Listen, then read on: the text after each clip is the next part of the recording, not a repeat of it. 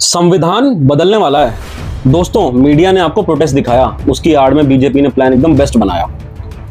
एक हाथ से दिया, दूसरे हाथ से लिया। क्या लिया, क्यों लिया और कैसे लिया, आओ बताता हूं। सोचो, एक ऐसा कानून जो किसी पीएम या सीएम को गिरफ्तार कर सजा ना दे, बल्कि उसका पूरा गेम बजा दे, सच साबित होने का इंतजार भी ना करे। बताओ, ये कानून ढाल है या तलवार है? समझ आएगा। तो गेम है क्या? 130वां संशोधन बिल।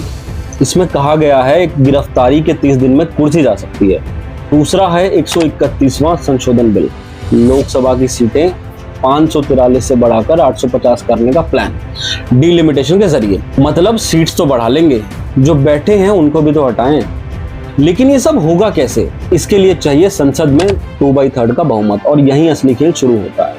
लोकसभा में 540 असरदार सदस्य हैं, चाहिए 360। एनडीए अप्रैल में 292 पर थी, अब टीएमसी के 20 सांसद और शिवसेना यूबीटी के 6 सांसद मिलाकर पहुंची है 318 पर। फिर भी 42 सीटें कम हैं। राज्यसभा में तस्वीर थोड़ी बेहतर है, 242 सदस्य, चाहिए 161। एनडीए के पास 150 हैं, यानी सिर्फ 11 कम। और अब आता है डीएमके फैक्टर। कांग्रेस से गठबंधन टूटने के बाद डीएमके अकेली खड़ी है, और अगर साथ आ गई तो लोकसभा में 340 तक पहुंच जाएंगे।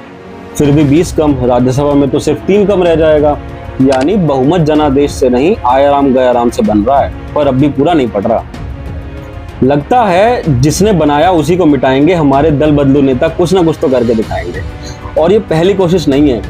17 अप्रैल को यही 131वां बिल लोकसभा में गिर चुका है। 298 पक्ष में थे, 230 विपक्ष में। 2/3 का आंकड़ा छुआ ही नहीं। 2014 के बाद यह पहली हार थी। जो मैदान में हारा था वापस उतरने की तैयारी में है। बूंद बूंद से घड़ा बढ़ता है, ये बीजेपी जानती है। अब सबसे बड़ा सवाल, क्या बीजेपी को हटाना आगे मुश्किल हो जाएगा? ऐसा विपक्ष का डर है कि राज्यों की चुनी हुई सरकारें गिराना आसान हो जाएगा, केंद्र की सरकारों को हटाना उतना आसान नहीं होगा। सरकार का जवाब है, ये कानून जवाबदेही के लिए है, किसी एक पार्टी को निशाना बनाने के लिए नहीं। और मजे की बात तो ये है कि ये दोनों बातें ही सच नहीं है, क्योंकि जब नीयत में खोट हो तो नीति भी खोटी लगती है। पर 3 खतरे साफ नजर आते हैं। पहला, इनोसेंट अंटिल प्रूवन गिल्टी के प्रिंसिपल पर चोट है।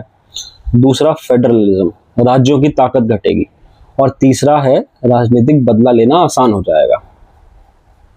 मतलब डेमोक्रेसी जितनी दिखेगी उतनी होगी नहीं। इसलिए पार्टी प्रेमी नहीं, देश प्रेमी बनो, और सरकार से सवाल समय पर पूछो, क्योंकि जब ट्रेन निकल जाए तब प्लेटफॉर्म पर खड़े होकर बहस करने का फायदा नहीं होता।